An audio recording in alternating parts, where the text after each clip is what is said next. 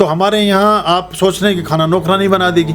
नौकरानी तो उस मनस्थिति से खाना बनाएगी जिस मनस्थिति से वो आती है। और नौकरानियाँ कोई जो घरों में मेड होती हैं ये बहुत संस्कार युक्त नहीं होती। वो कोई मंत्र बोल के तो खाना बनाएगी नहीं, वो कभी सफाई का तो ध्यान रखेगी नहीं। वो ऐसा तो है नहीं कि अब वो 4 घरों में खाना बनाना है कि सारे दिन नहाने में, धोने में और इन्हीं चीज़ों में लगी रहेगी। वो सब्जियों को और इन चीज़ों को भी ठीक से साफ नहीं करती हैं। कौन धोए इतनी बार? हम बहुत घरों में मैंने देखा है, हम सोचते हैं कि धनिया उबल तो गया, अब इसमें मिट्टी को अलग से साफ कर, उसके स्वाद में जमीन आसमान का फर्क आ जाता है। आर्यं शरणं शुभमस्तु, संभवकरणं हरमस्तु, देवं वर्णं कर्मस्तु, पापं चरणं परमस्तु, पापं धर्मं मर्मस्तु, तारं कर्मं कर्मस्तु, हृदयं बीजं धर्मस्तु, शोकं दुःखं हरमस्तु, शोकं दुःखं हरमस्तु। गुरुदेव, पहले के जमाने में औरतें सब्जियां तोड़ने जाती थी खेतों में, जाता चक्की चलाती थी, परंतु आज सब कुछ तैयार मिलता है। मसाले पिस जाते हैं या तो रेडीमेड मिल जाते हैं। तो ऐसी स्थिति में भी गुरुदेव कोई भोजन बनाने को तैयार नहीं है। ऐसी अकर्मण्यता समाज में निरंतर बढ़ती जा रही है। जोमेटो और स्विगी का जमाना आ गया है। गुरुदेव, हमने तो अपना जीवन जी लिया, परंतु मैं इन बच्चों के बारे में सोचती हूँ कि इन्हें बनाकर भोजन कौन देगा। कृपया इस पर प्रकाश डालें गुरुवर। आप बच्चों को जब खाना बनाना सिखाएंगे नहीं तो फ़ोन घुमाना सीख जाएंगे वो, क्योंकि सबसे पहले फ़ोन ही दे रहे हैं उनके हाथ में। और जब फ़ोन घुमाना और एप्लीकेशंस को यूज़ करना सीखेंगे तो उसमें जोमेटो और क्या क्या है, स्विगी क्या है, ये सब भी मिल जाएगा उनको। जब मिल जाएगा तो उन्हें लगेगा कि 2 घंटे किचन में जाके काम करने से 2 मिनट फ़ोन पे बात कर लेना अच्छा है, क्योंकि पैसा भी आपने भर ही दिया है घर में। लेकिन अब आपको ये नहीं पता कि भोजन के स्थान पर आप उन्हें जहर परोस रहे हैं, उनको एक अच्छे आहार के स्थान पर हम रुग्णता बीमारी दे रहे हैं। ये हम नहीं समझ पाते हैं बहुत बार। तो अगर हम इसको समझ लें तो उन्हें आपने कितने बच्चों को, अपने बच्चों को खाना बनाना सिखाया। मैं तो अजीब सी मतलब इसको मैं मानसिक विकृति ही कहूँगा कि माएँ भी बड़े शौक से कि हमारी बेटी ना खाना नहीं बनाना जानती। बहुत बड़ा दोष कर दिया है आपने उसके जीवन में। और आप सोचते हैं कि वो खाना बनाना कोई छोटी बात है, तो खाना फिर उससे भी छोटी हुई, क्योंकि सृजक से सृजन बड़ा नहीं हो सकता। तो खाना खानी तो बहुत छोटी बात है, लेकिन खाना हर कोई खा रहा है। तो मैं छोटी से छोटी बात को करने को तैयार है, लेकिन छोटी बात को करने को तैयार नहीं। ये कर्मण्यता इस वजह से बढ़ी है। जब जरूरी नहीं है कल आप सब चक्की लेके बैठ जाएं और आटा पीसने लगें, हो भी नहीं सकता, करना भी नहीं चाहिए। लेकिन किसी को भी ब्रेस्ट कैंसर की शिकायत नहीं होती थी। स्त्रियों के अवयव, उनके शारीरिक सौष्ठव ठीक रहते थे। वो चक्कियाँ पीसती थी तो उनके कंधे, मसल्स, उनका जो अपना एक बॉडी का एब्डोमेन सिस्टम है, सारा का सारा फिट होता था। और उस स्त्रियों का बड़ा एक जो वो तंत्र है, वो उनका कंठ चक्र से और मूलाधार के बीच में सारा उनका एक पूरे जीवन का आधार रहता है। उन्हें जीवन को जन्म भी देना है, उन्होंने परिश्रम भी करना है, उनकी बाकी चीज़ें भी ऊपर नीचे हो रही हैं, उनकी कुछ प्राकृतिक व्यवस्थाएं भी ऐसी हैं और उनकी कुछ इस तरह की क्रियाएं होती हैं, उनमें रक्त का अभाव भी रहता है। तो इन सब के दृष्टिकोण से वो स्त्रियाँ ठीक रहती थी। जब वो सब्जियां बनाती थी, पीसती थी, तो उसमें उनको एक स्वच्छता बनी रहती थी। अभी आप देखिएगा कुछ लोगों में अभी इतनी खराबी नहीं आई है। वो वैसे खराब किसी और दृष्टिकोण में हो सकते हैं, लेकिन आज भी उनके सिलबट्टे पर ही चटनी पीस रही हैं, मसाले पीस रहे हैं, ताजे खड़े, वो ठीक है, उनमें इतनी समस्याएं नहीं है।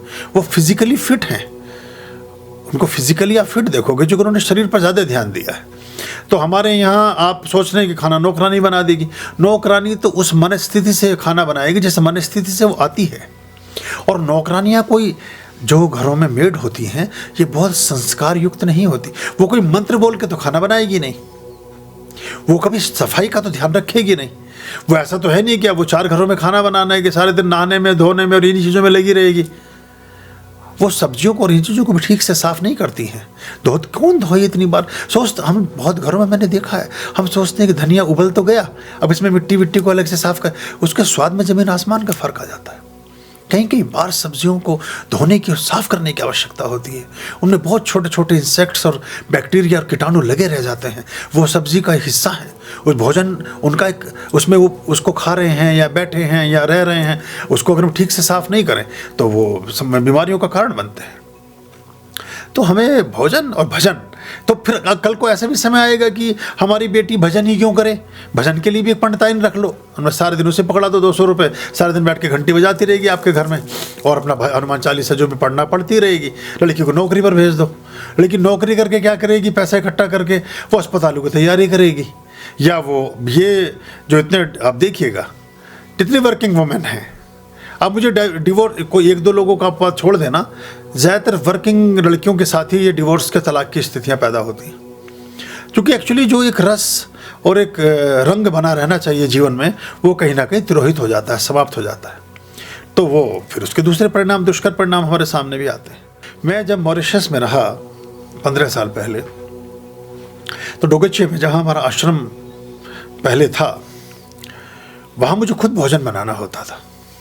और तब मुझे इस बात का एहसास, बड़ी हालांकि थोड़ी बहुत चीज़ें तो मुझे पहले से आती थी लेकिन बहुत ज़्यादा नहीं आती थी, तब मुझे बड़ा अकेले में बड़ा एक एहसास हुआ कि ये तो बड़ी ज़रूरी चीज़ है। आप 4 मंत्र कम पढ़ के भी काम चला लोगे, लेकिन खाना तो आपको दिन में 2-3 बार खाना ही पड़ेगा, और वो भी मुझ जैसा शौकीन आदमी हो तो बड़ी समस्या।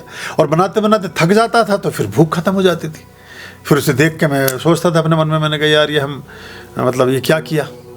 तो कई बार ख़राब बन जाता था। जब और हलवा बनाया, अब हलवा बनाया तो उसमें पता नहीं था शुरू में कि इसका रेशो कैसे करते हैं, तो उसमें पानी ज़्यादा हो गया तो थोड़ा सूजी फिर डाल दे, तो टाइट ज़्यादा हो गया तो फिर उसमें और थोड़ा पानी डाल दे तो फिर पतला हो गया। अब वो बनाने चले थे 2 कटोरी है, वो बन गया 10 कटोरी, वो पूरी कढ़ाई भर गई। उसमें ना जगह सूजी डालने की, ना चीनी की, ना पानी की, और समझ में नहीं आई क्या करें। और बाद में जलसा गया, पता नहीं क्या हो गया। बना के एक वहाँ एक डोगी आते थे मेरे पास, तो मैंने उसको डाला तो पहले उसने ऊपर से तो मुझे देखा कि ये क्या चीज़ बनाई है आपने और ये मेरे सामने क्यों डाल रहे हो। तो मैंने कहा भैया आप जैसा भी है देख लो। तो मैं से एक बार रोटी का प्रयास किया, तो अब फिर उसके बाद एहसास हुआ कि ये चीज़ें बड़ी ज़रूरी हैं। फिर कर करके धीरे धीरे उस चीज़ में हम आए। तो जीवन अगर आपका बहुत प्रगतिशील है तो आपको ये सब चीज़ें आनी ही चाहिए। पता नहीं कैसी परिस्थिति में कहाँ आपको आवश्यकता पड़ जाए और क्या हो।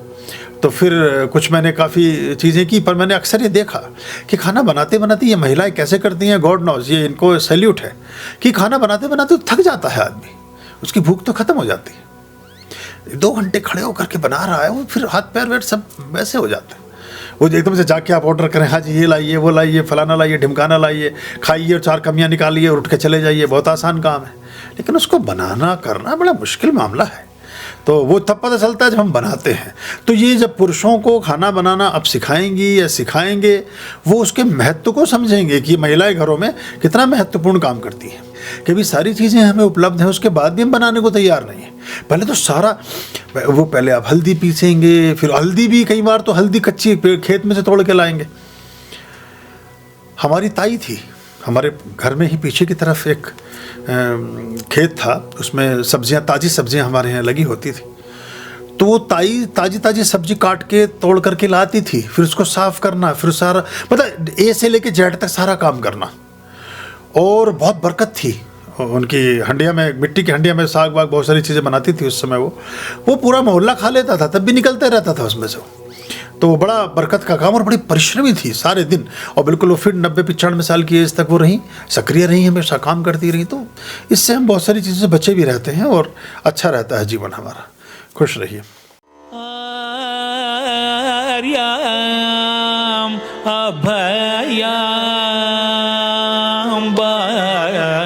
भज रे चित संततम आर्याम अभयाम भज रे